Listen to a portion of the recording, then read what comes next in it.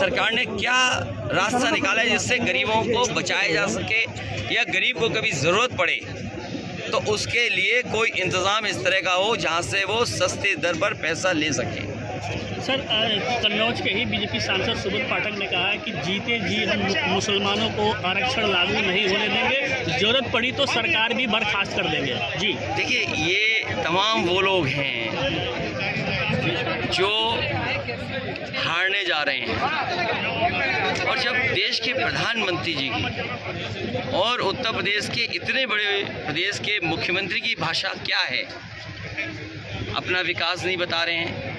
वैसे तो हर गरीब के लिए वो बुलडोजर तैयार रखते हैं, अगर कहीं घर गिराना हो, मकान गिराना हो तो बुलडोजर तैयार रहता है। लेकिन जितने भी पेपर लीक हुए हैं, पेपर लीक करने वालों के एक एक घर पे ही बुलडोजर चला हो तो बता दीजिए। और ये बुलडोजर जानबूझ करके नहीं चलाया, क्योंकि पेपर लीक करने में सब बीजेपी के लोग शामिल हैं। ये पेपर लीक नहीं हुए हैं, ये सरकार ने पेपर लीक कराए हैं जिससे नौजवानों को नौकरी न देनी पड़े। नौकरी न मिलने से केवल उनका सपना नहीं टूटता है नौजवानों का, 1/3 जीवन इस सरकार ने बर्बाद किया है। उसका जवाब इस बार जनता वोट डाल के देगी। अग्निवीर व्यवस्था हमेशा हमेशा के लिए ख़त्म होगी।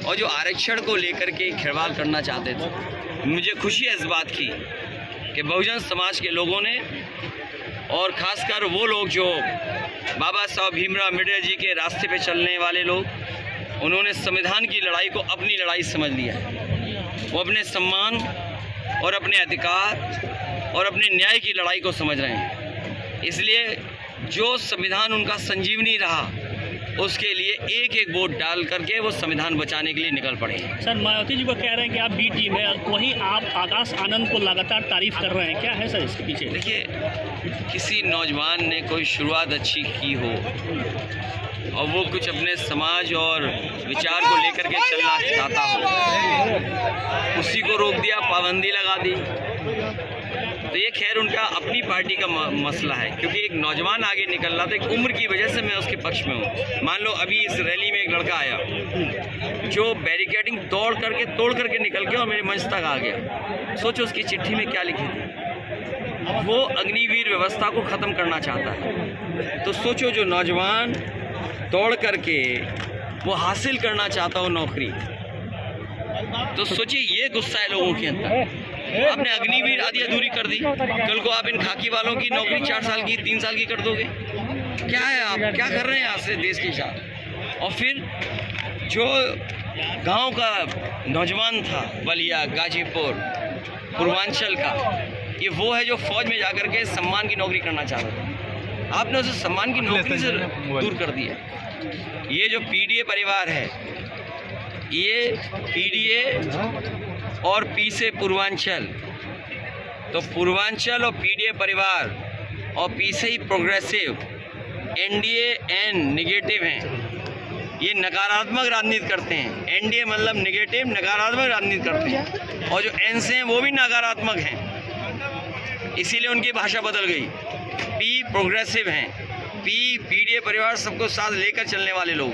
सर, आजमगढ़ में देखा जा रहा है धर्मेंद्र यादव के खिलाफ जो है अपर्णा यादव भी प्रचार करने उतरी है, इसको कैसे देखते हैं? कोई बात नहीं, ये कोई बड़ा मुद्दा नहीं है। जी सर, बड़ा मुद्दा ये है कि बलिया आते आते डबल इंजन के इंजनों का धुआं क्यों निकल जाता है। सर, अपर्णा यादव का जो प्रचार है, सर अपर्णा यादव का जो प्रचार है, यादवों पर कोई असर पड़ेगा, यादव वोटरों पर आजमगढ़ में? सर, अपर्णा यादव ये लड़ाई संविधान बचाने की है।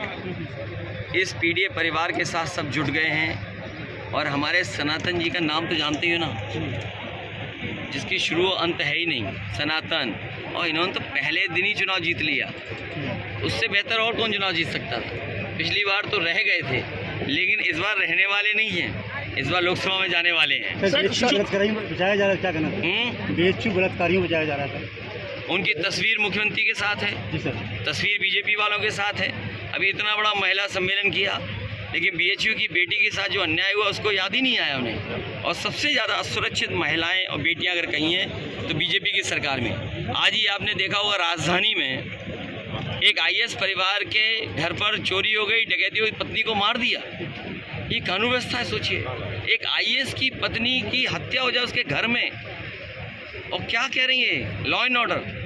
इन्होंने लॉ एंड ऑर्डर अलग अलग कर दिया।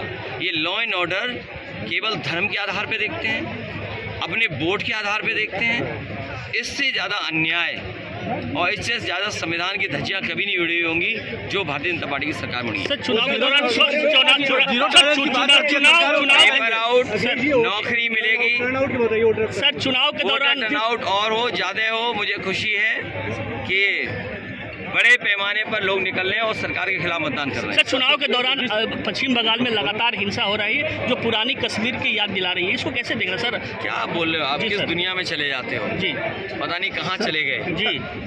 मैं आपसे कह रहा हूँ, प्रधानमंत्री जी का कॉन्फिडेंस लड़खड़ा गया है, और हमारे मुख्यमंत्री जी ने योगा करते करते कैसे डगमगा रहे थे, याद है? सर, बंगाल ये में दोनों डगमगा रहे और लड़खड़ाते लोग हैं। सर, चुनाव में बंगाल में पिछड़ों का योगी जी मंच से बोल रहे थे कि निमंत्रण दिया गया था रामलला के उत्सव का, लेकिन आप अरे यार, कितने ज्ञानी है वो, कितने ज्ञानी। आपने उनका ज्ञान का नहीं सुना आपने, कि जो इंजेक्शन लगाया है शरीर में वो वापस ले लिया जाएगा। आप बताओ कैसे वापस ले लिया जाएगा? तो इतना तो ज्ञान है उनके पास। भगवान जिसको बुलाते हैं उसे कोई रोक नहीं सकता। सर, इस बार और कब बुलावा आ जाए किसी को पता है? सर, बंगाल में हिंसा नहीं हो जब रही है बुलावा आएगा तो जाएंगे। सर, बंगाल में हिंसा नहीं हो रही सर? चुनाव में हिंसा कल एक प्रत्याशी को दौड़ा करके उसको किया गया।